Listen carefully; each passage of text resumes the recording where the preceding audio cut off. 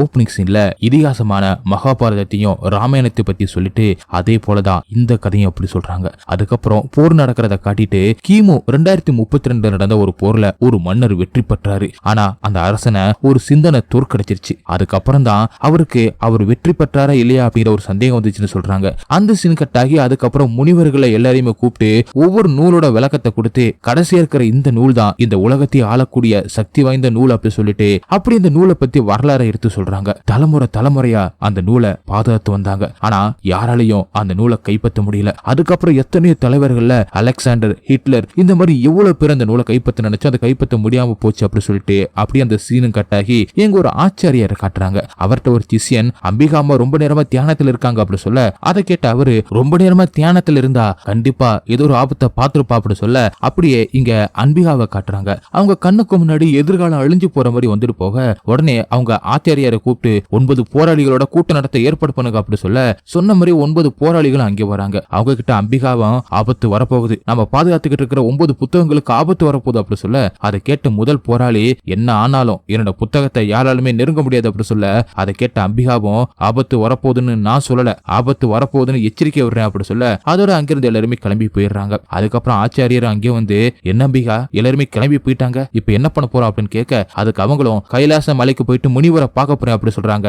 அதை கேட்ட ஆச்சாரியரும் நிறமாசத்தோட எப்படி அங்கே போவ அப்படின்னு கேட்க அதுக்கு அவங்களும் போய் தான் ஆகணும் அப்படி சொல்லிட்டு அங்கே போய் அவரை பாக்குறாங்க. 9வது புத்தகத்தை பாதுகாக்கணும்னா என்ன பண்ணணும் அப்படின்னு கேட்க அதுக்கு அவரும் ஒரே ஒரு வழிதான் இருக்கு அப்படி சொல்ல அம்பிகாவும் என்னன்னு கேக்குறாங்க. உன்னோட தொப்புள் கூடிய உறவை நீ பிரிஞ்சிருக்கணும், அவனால மட்டும்தான் அந்த 9வது புத்தகத்தை பாதுகாக்க முடியும் அப்படி சொல்றாரு. அதுக்கு அம்பிகாவும் எனக்கு ஒன்னும் புரியல சாமி அப்படி சொல்ல அதுக்கு அவரும் நீ உன்னோட குழந்தைய பெத்தெடுத்து ஒரு அனாதையா வாழ விடணும், அவன் கஷ்டத்திலேயே வாழ்ந்து ஒரு போராளியா மாறுவான் அப்படி சொல்றாரு. அவர் சொன்ன எல்லாத்துக்குமே அம்பிகாவும் சரின்னு சொல்லிட்டு அங்கிருந்து வந்து குழந்தைய பெத்தெடுத்து சிவன் சன்னதியில போட்டுட்டு அங்கிருந்து போறாங்க. அதுக்கப்புறம் அந்த 9வது புத்தகத்தை ஒரு இடத்துல போய் வச்சுட்டு வந்துடுறாங்க. அந்த சீன் கட்டாகி ஆச்சாரியரை காட்டுறாங்க.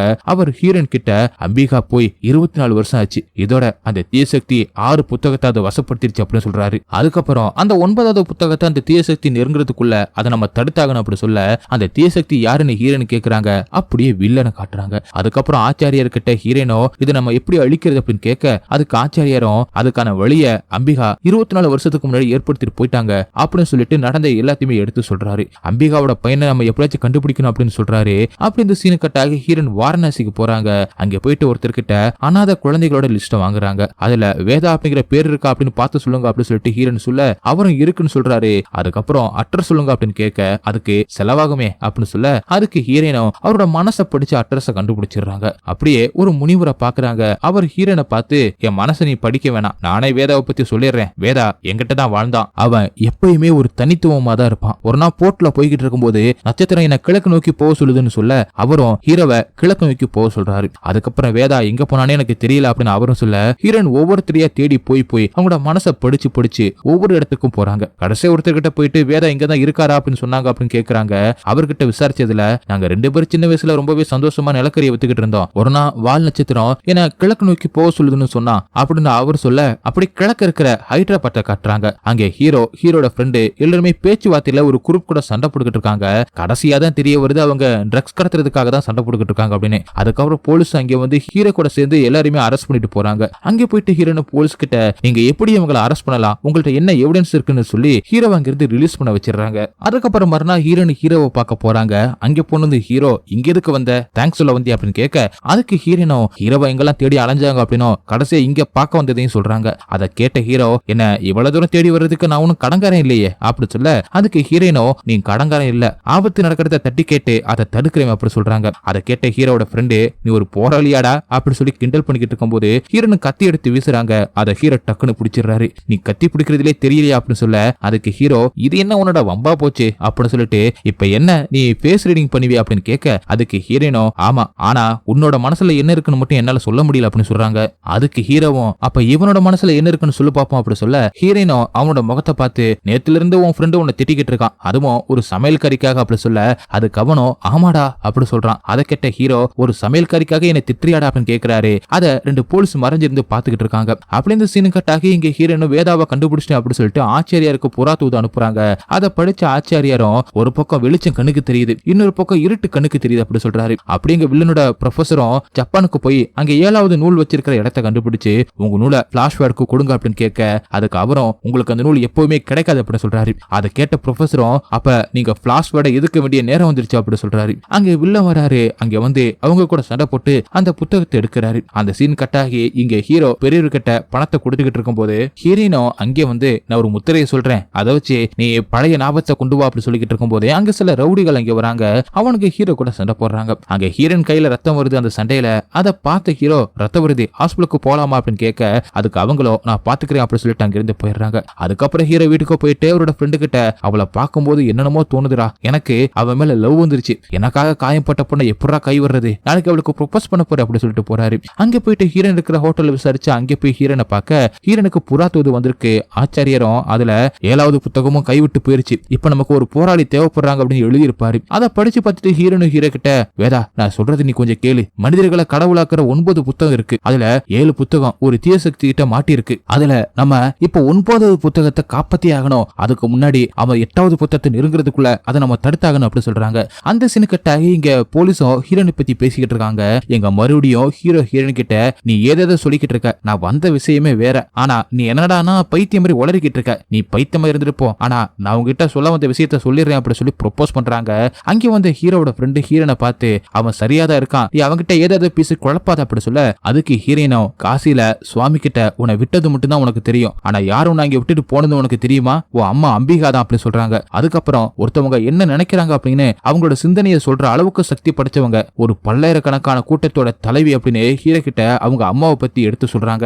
அதுக்கு ஹீரோவும் நான் ரோட்ல தான் வாழ்ந்தேன், கிடைக்கிற சாப்பாட்டை சாப்பிட்டுட்டு தான் வாழ்ந்துகிட்டு இருந்தேன் அப்படி சொல்றாரு. அப்படி இந்த சீனு கட்டாக்கி இங்க வில்லனை காட்டுறாங்க. வில்லன் எல்லாத்தையுமே நினைச்சு பார்த்துட்டு 9வது புத்தகம் எங்க இருக்கு அப்படின்னு திங்க் பண்ணி பார்க்கும்போது வில்லனோட சின்ன வயசுல அம்பிகா நீ எத்தனை புத்தகத்தை கண்டுபிடிச்சாலும் 9வது புத்தகத்தை மட்டும் கண்டுபிடிக்கவே முடியாது அப்படி சொல்லிருப்பாங்க. அதை நினைச்சு பார்த்துக்கிட்டு இருக்காரு. அப்படி அந்த சீனு கட்டாகி ஒரு லேடிய ஆசிரமத்துக்கு அனுப்பி வைக்க ஒருத்தர் சொல்றாரு. அதுக்கு அவங்களும் 10 வருஷத்துக்கு முன்னாடியே இதை நீங்க சொல்லிருக்கணும் அப்படின்னு அவங்க சொல்றாங்க. அந்த சீனு கட்டாகி இங்க ஹீரோவை காட்டுறாங்க. ஹீரோவும் அவரோட ஃப்ரெண்டு கிட்ட அவன் இன்னைக்கு வருவாளாடா அப்படின்னு கேட்டுக்கிட்டு இருக்காரு. அந்த நேரம் கரெக்டா ஹீரோன் இங்க வந்துடுறாங்க. அங்கே வந்து ஹீரோ கிட்ட இந்த காரை நீ எங்கிருந்து எடுத்துட்டு வந்த அப்படின்னு கேட்க அதுக்கு அவரும் பஜார்னு சொல்ல அதுக்கு ஹீரோனோ நீ மட்டும் இந்த காரை எடுத்துட்டு வராம போயிருந்தா 4 பேரோட உயிர் போயிருக்கும் அப்படி சொல்றாங்க. அதுக்கப்புறம் ஒரு பச காட்டி இந்த பச நீ எடுத்துட்டு வராம போயிருந்தா ஸ்கூல் பசங்களோட உயிர் போயிருக்கும் அப்படின்னு சொல்றாங்க. அதனாலதான் சொல்றேன் உன் எண்ணங்கள்ல சக்தி இருக்கு, நீ நினைச்சா கண்டிப்பா உன் அம்மா என்ன நினைச்சாங்க அப்படிங்கிறத கண்டுபிடிக்க முடியும் அப்படி சொல்ல அதுக்கு ஹீரோவும் நான் யாருன்னு உனக்கு காட்டுறேன் வா அப்படி சொல்லி ஒரு இடத்துக்கு கூட்டிட்டு போறாரு. அங்கே போயிட்டு ஹீரோட ஃப்ரெண்டு எல்லாரும் இன்னைக்கு என்ன காரை திருடலாம் அப்படின்னு நினைச்சு ஒரு காரை திருடுறாங்க. அதுக்கப்புறம் அந்த கார்ல ஹீரோவோட ஃப்ரெண்டு ஹீரோன் அப்படி சொல்லிட்டு எல்லாருமே போறாங்க. கார்ல போய்கிட்டு இருக்கும்போது ஹீரோனை பார்த்து காரை திருடிட்டு வந்துட்டோம், இதுல யாருக்கு லாபம், நமக்கு தானே, இதுல நான் என்ன நல்லவன் அப்படின்னு கேட்க டிக்கில இருந்து சத்தம் கேட்குது. எல்லாருமே கீழே இறங்கி போயிட்டு டிக்கி ஓபன் பண்ணி பார்த்தா 2 ஸ்கூல் பொண்ணுங்களை கடத்தி வச்சிருக்காங்க.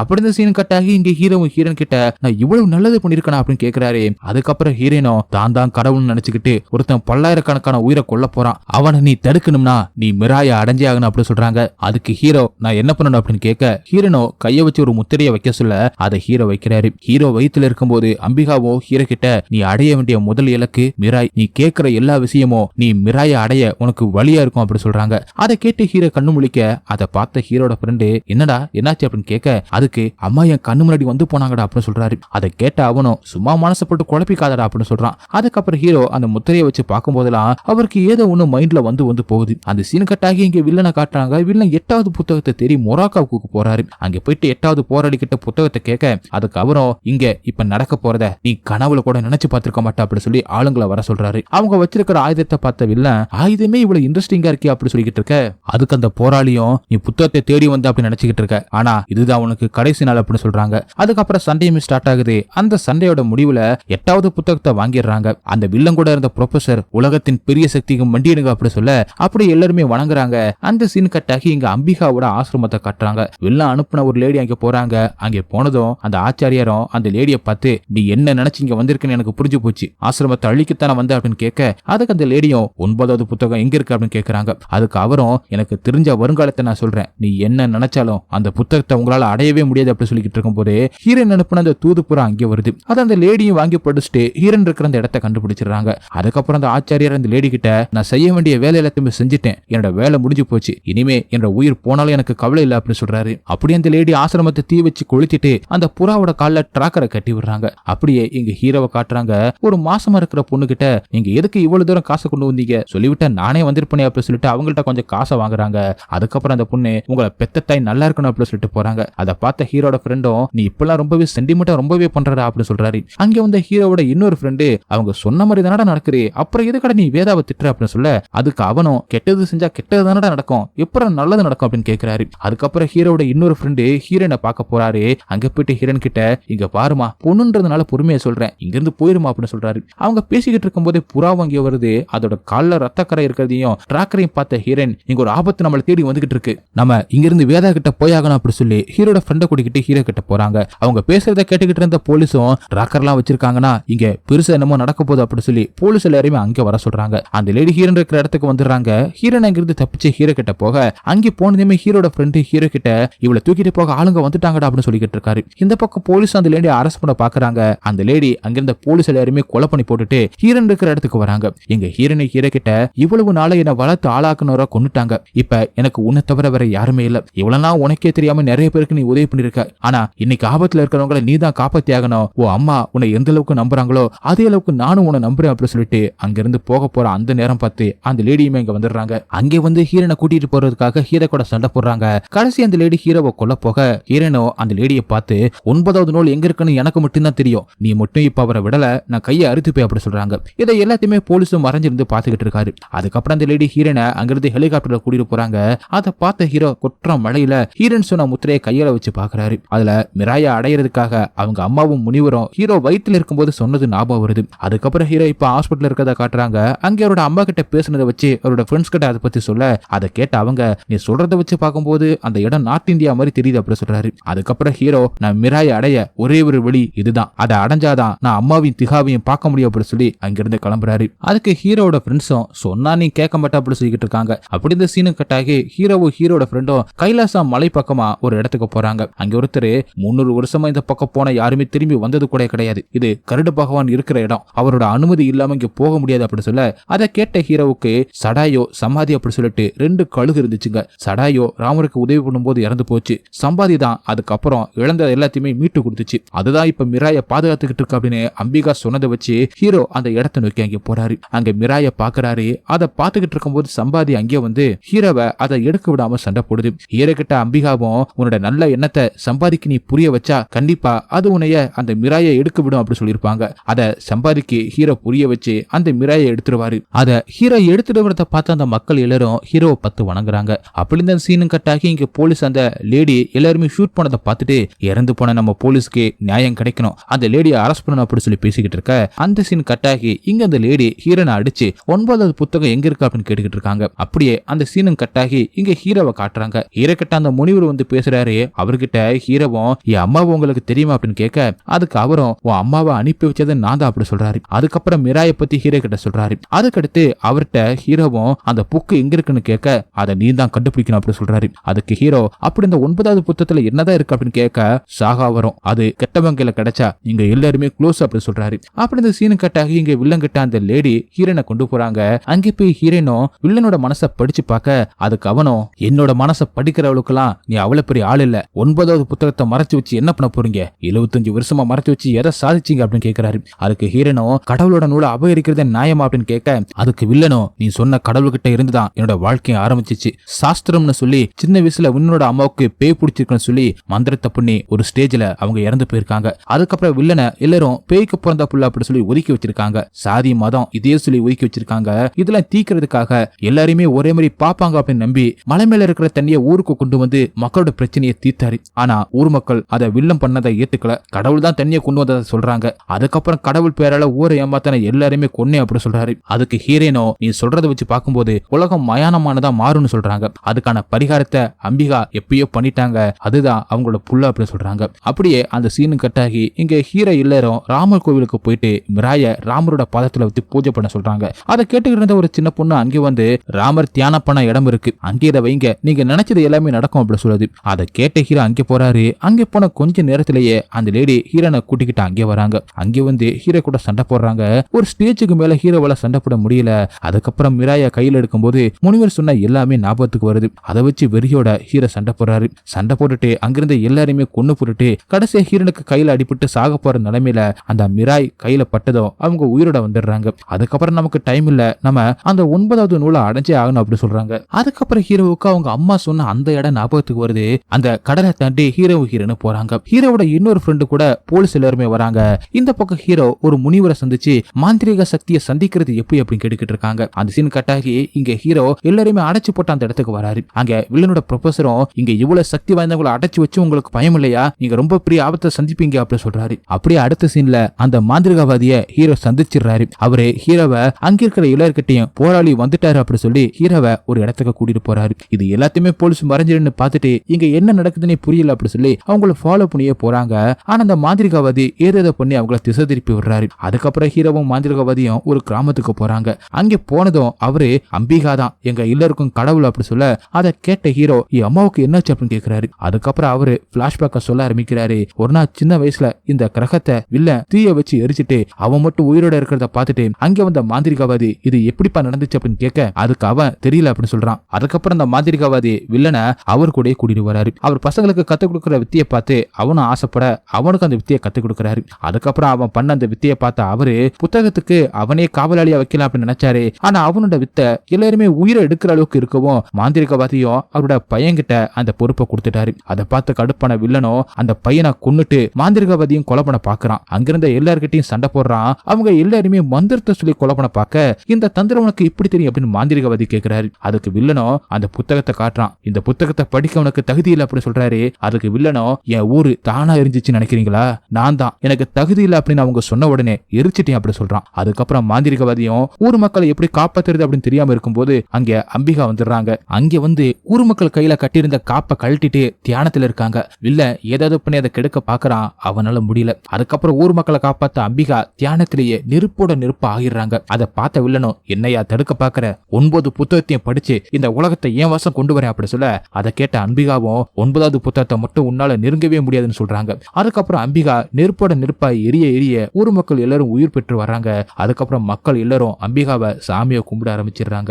எங்க அம்மா பண்ண தியாகத்துக்கு கண்டிப்பா நான் 9வது புத்தகத்தை சேர்க்க வேண்டிய இடத்துல சேர்ப்பேன் அப்படி சொல்லி ஹீரோ சத்தியம் பண்றாரு. அதுக்கப்புறம் ஹீரோ மாந்திரிகர்கிட்ட எங்க அம்மா காரணம் இல்லாம இங்க நான் வர வச்சிருக்க மாட்டாங்க, இங்கதான் எங்க பக்கத்துல அந்த புத்தகம் இருக்கணும் அப்படி சொல்லி மேல பாக்குறாரு. அங்க ஒரு நட்சத்திரம் தெரியுது. சின்ன வயசுல இருந்து நட்சத்திரம் சொன்ன பாதையிலே போனதுனால அதை வச்சு ஹீரோ அப்படியே போய்கிட்டே இருக்காரு. அங்கே போய் ஒரு இடத்துல ஒரு சிலைய பார்த்து எனக்கு வழிகாட்டுமா அப்படின்னு கூப்பிடுறாரு. ஒரு இலை பறந்து போக அதை நோக்கி போறாரு. அங்க ஏதோ ஒண்ணு ஹீரோவை போக விடாம தடுக்க அதை தாண்டி உள்ள போயிடுறாரு. அங்க போய் 9வது புக்க பாக்குறாரு. அதை எடுத்துட்டு வந்து அந்த மாந்திரிகிட்ட கொடுக்க அதை பார்த்துட்டு அவன் இந்த உலகத்தை என் கிராமத்தை மந்திரத்தால எப்படி கட்டி போட்டானோ அதே மாதிரி பல்லாயிரக்கணக்கான மக்களை கட்டி போட பாக்குறான். நீதான் அவன் கையில இந்த புத்தகம் கிடைக்காத மாதிரி பாக்கணும் அப்படின்னு சொல்றாரு. அதுக்கப்புறம் கடவுளுக்கு எதிரானவனை நீ கொல்ல போற, இந்த நூலை நீ நெருங்கிட்ட அப்படின்னு அவனுக்கு தெரிஞ்சிருக்கும், இந்நேரம் அவன் உன்னை தேடி வந்துகிட்டு இருப்பான் அப்படின்னு சொல்றாரு. அப்படி அந்த சீனும் கட்டாகி இங்க ஹீரோவையும் ஹீரோயினையும் போலீஸ் அரெஸ்ட் பண்ணி கூட்டிட்டு ட்ரெயின்ல போய்கிட்டு இருக்காங்க. அங்க போலீஸ் வச்சிருந்த அந்த புக்கை பார்த்த ஹீரோட ஃப்ரெண்டு புக்கு இங்க இருக்குன்னா கண்டிப்பா அப்ப அவனுங்க இங்கதான் வந்துகிட்டு இருப்பாங்க அப்படின்னு மனசுக்குள்ளே சொல்ல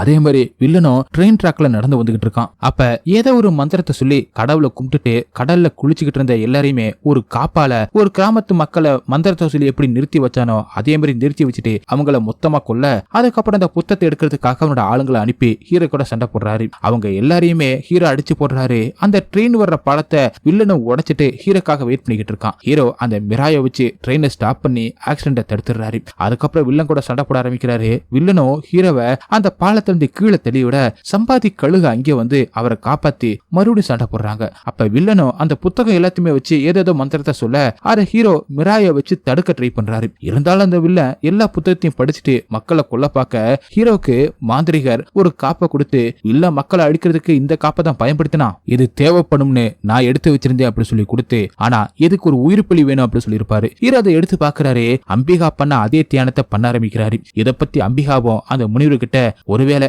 என் பையனோட உயிர் போனா அப்படின்னு கேட்க அதுக்கு அவரும் தர்மத்தை காக்க அந்த இயற்கையே ஒரு வழி சொல்லும் அப்படி சொல்லியிருப்பாரு. அவர் சொன்ன மாதிரியே ஹீரோ மந்திரத்தை சொல்லும் போது மழை பெஞ்சு ஹீரோவை நெருப்புல எரிய விடாம தடுக்குது. அடுத்ததா மிராய வச்சு ராமரோட வில்லா அது மாறி கெட்ட சக்தியை கொல்றதுக்கு அது வழி பண்ணும் அப்படி சொல்லியிருப்பாரு. அதை வச்சு ஹீரோ அந்த மிராயா வில்லா மாத்தி அதை வச்சு வில்லனை கொல்றாரு. வில்லன் இறந்த உடனே அப்படியே இந்த படமும் முடியுது. ஓகே கைஸ், இந்த படம் உங்களுக்கு எந்த அளவுக்கு பிடிச்சிருந்துச்சு அப்படிங்கறத கமெண்ட்ல சொல்லுங்க. உங்களுக்கு இந்த வீடியோ பிடிச்சிருந்துச்சுன்னா உடனே ஒரு லைக்கை தட்டி விட்டு மறந்துடாம உங்க ஃப்ரெண்ட்ஸுக்கு ஷேர் பண்ணுங்க. அப்படியே நம்ம சேனலை சப்ஸ்கிரைப் பண்ண மறந்துடாதீங்க. நெக்ஸ்ட் வீடியோல மீட் பண்ணலாம். Bye guys.